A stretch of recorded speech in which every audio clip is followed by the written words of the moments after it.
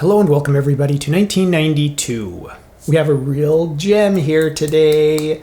Back in the day, these were very, very expensive. This is the Mizuno TI-110. In Japan, it was released in 1990. That's right, titanium clubbed head, 1990. In the United States, my understanding is it came out in 1992. So we're going to say 1992 for this particular one. Now, this is an interesting era for me personally because, you know, when you're like, what was I, 12, 13, it's kind of this like, or was it 13, 14? Either way, it's kind of like this, let's go to the movies. That's all you did, right? As a kid in the summer, it's like, let's go to the movies. And you'd watch movies like Encino Man or Fern Gully.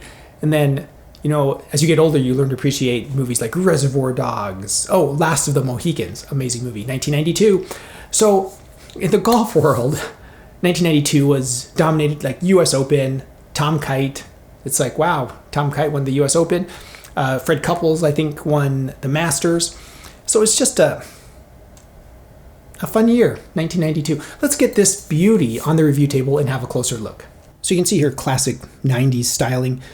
At the toe end of the sole, it says Mizuno Pro in script. We have the Allen screw right here as a weight port. And next to that, we have the wood number, in this case 1. Underneath that, we have TI-110 and the Mizuno logo. They put Mizuno on here twice, like the Mizuno like square logo and the Mizuno script logo. Pretty interesting. And notice the whole sole is painted this satiny black, dark gray, kind of charcoal finish. Let's spin around the skirt here. You can see the hosel, gold all the way around. Again, kind of a satin finish. It says titanium head here on the toe. Lovely branding of titanium. And the face, no nonsense. You can actually see my ball strikes here. This has already been to the range just last week. So you can see one a little bit high, one a little bit low, and one a little bit out of the heel. Well, that's pretty close to center. Either way, looking at the crown, this nice satin gold finish. Looks very clean at a dress. We move up to the ferrule. Two gold ring ferrule. We have our graphite shaft, branded Mizuno. This is the XR TI Super, obviously. The sticker I just put on here, remind me, this is actually the Japanese release. This club, I think, is the American release, which is 1992. So for the American audience, let's say 1992. Diamond lineup line, Mizuno branded grip. Looks like it's cordy. Looks like there's some cords in here. Very amazing looking club. Anything down here? Mizuno branding, made in Japan. So it says made in Japan on the butt of the grip. So it's a beautiful club. Let me show you the range footage.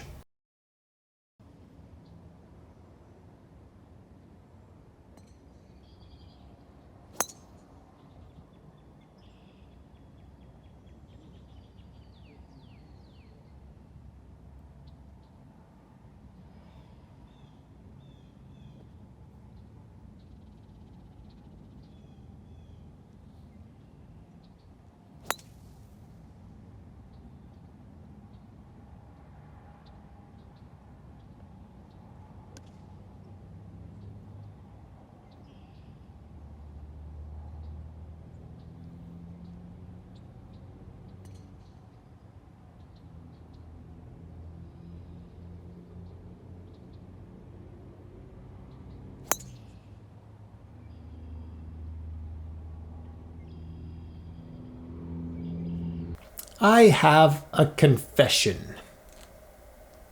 On the range, I think funny things. So I was hitting this club, and the first thing that went through my mind is like, yeah, I would say it's better than the Big Bertha. I would play this over a Big Bertha. But give me the Great Big Bertha. And I would play that. That's better than this. And then I thought, when did that come out? Was that 95 that came out? 95, 96? What about a TI Bubble 2? Oh, wait, no, that was late. That was like 97, 90. Oh, dang. This is a really good club for the era. This was amazing for the era. I know today when we think of titanium drivers, we think of these ridiculous things. These are normal now, right? This is like a normal driver. People just think that's what a driver looks like. But Back in the day, they were trying to stick with this traditionalist, like, well, it's like a Pittsburgh persimmon. We want to stay traditional, so we're not going to make it ridiculous for the time. So they made a very amazing, well-proportioned head. The face is deep, but not too deep. It's a nice wide body. It feels good, on the range. It's something that you could hit and play. And it's expensive. So yeah, this is the golf entry into titanium metalwood heads. This is a trailblazer. This is one of the first. So this is going to stay in my collection forever. It's titanium. It's not going anywhere. So yeah, absolutely lovely. If you can find one of these, pick them up. They're not too expensive at the making of this video. They're like, what was it, $100 or something on eBay? Not too bad. Let me know your thoughts about the Mizuno Pro TI 110 and our introduction to titanium clubs.